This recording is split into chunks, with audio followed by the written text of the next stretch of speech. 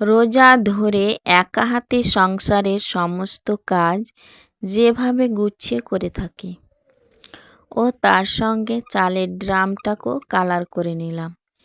আসসালামু আলাইকুম বন্ধুরা, তোমরা সবাই কেমন আছো? আশা করি আল্লাহর দয়ায় তোমরা বেশ ভালো আছো। আলহামদুলিল্লাহ, আমরাও বেশ ভালো আছি। প্রতিদিনের মতোই তোমাদের সামনে আরেকটা নতুন ভিডিও নিয়ে হাজির হয়েছি। দেখতে থাকো বন্ধুরা, আজকের ভিডিওটা তোমাদের কাছে খুব ভালো লাগবে।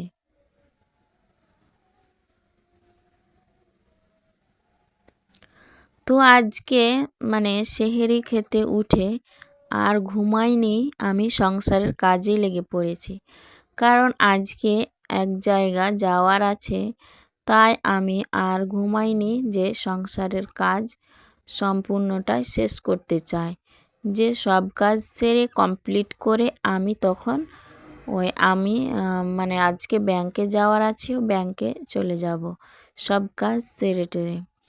কাজ মাথায় করে যদি কোনো জায়গা চলে যাই তো একদম ভালো করবে না, কারণ মনের মধ্যে কিন্তু শান্তি আসবে না। তাই আমি সকালে সেহরি খাওয়ার পর আর ঘুমাইনি, আমি কাজে লেগে পড়েছি। তো ভিডিওর শুরুতে বলবো, যে যেখান থেকে এই মুহূর্তে আমার ভিডিওটা দেখছো, আশা করব একটা ছোট্ট লাইক দিয়ে আমার ফুল ভিডিওটা কন্টিনিউ করবে। কারণ তোমাদের একটা ছোট্ট লাইক আমার ভিডিওটা অনেক দিদি বোনেদের মাঝে পৌঁছে যেতে সাহায্য করবে। তাই আশা করব একটা ছোট্ট লাইক দিয়ে আমার ফুল ভিডিওটা কন্টিনিউ করবে। তো আমি সকালে সেহরি খাওয়ার পর আর তো ঘুমাইনি।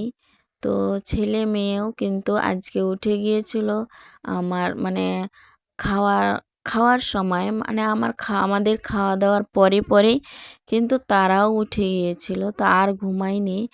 তো হাজব্যান্ডও আর শুয়ে থাকেনি। তো আমার সব কিছু কাজ খুব তাড়াতাড়ি আজকে হয়ে গিয়েছে। তো আমি বিছানাটা খুব সুন্দরভাবে গোছগাছ করে নিলাম।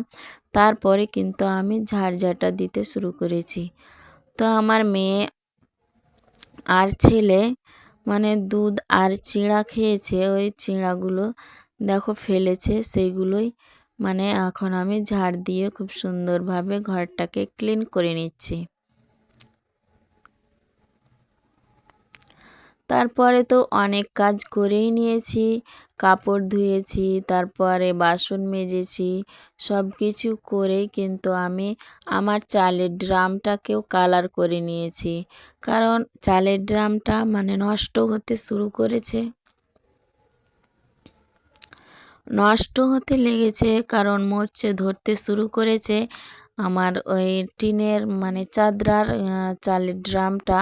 তো আমি সেটাকে কালার করে নেব আজকে। কালার করে নিয়ে আমি রেখে চলে যাব ব্যাংকে, তাহলে শুকিয়ে যাবে, তখন আমি আজকে আবার চাল নিয়ে আসবে, চালটাকে রাখতে পারবো।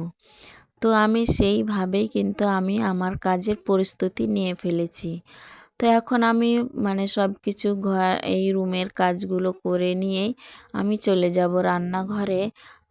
রান্নাঘরে গিয়ে কিন্তু আমি চালের ড্রামটাকে কালার করে নেব। তারপরে কিন্তু আমি চলে যাব সোজা ব্যাংকে। ব্যাংকে গিয়ে আমার তো লক লেগে গিয়েছে আমার ব্যাংকের খাতায়, পাসবইটায়। তো সেটাই আমি লক ভাঙতে যাব।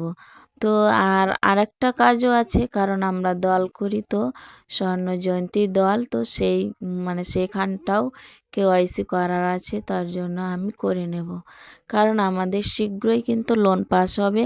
তো সেটার জন্যই আমাদের সবাইকে, আমরা 10 জন আছি, 10 জনকেই যেতে হবে। তো আমি রান্নাঘরে এসেই কিন্তু প্রথমে ছোলাটা ঘুগনি বানাবো, যে সেটাকে ভিজিয়ে রেখে দিলাম। সেটাকে ভিজিয়ে দিলাম, যেহেতু বেশিক্ষণ ধরে ভিজলে কিন্তু খুব ভালোই সিদ্ধ হয়। সেই আমি কুকারে তো সিদ্ধ করি, কিন্তু একটু বেশিক্ষণ 4-5-6 ঘন্টা যদি ভিজা থাকে, তাহলে সেই ঘুগনিটা খেতে কিন্তু ভালো লাগে। তো তারপর আমি ভিজিয়ে রেখে কিন্তু আমার এই যে চালের ড্রামটা সেটাকে আমি এখন কালার করে নেব। তো হাজবেন্ডকে আনিয়েছি মানে রং, তো আমি সেটাকেই দিয়ে সেই রংটা দিয়ে কিন্তু আমি এখন রঙিয়ে নেব। তো আমার এই তো দেখতে পাওয়া যাচ্ছে মানে মরচে ধরতে শুরু করেছে। তো সেগুলো কিন্তু যতই মাজা ঘষা করি না কেন কিন্তু উঠছে না, মানে এটা কিন্তু এক কথায় মানে মরচে ধরে গিয়েছে। তার জন্যই আমি কিন্তু এটাকে কালার করে নিচ্ছি। তো কালার করে নেওয়ার পর কিন্তু খুব ভালোই লাগছিলো দেখতে।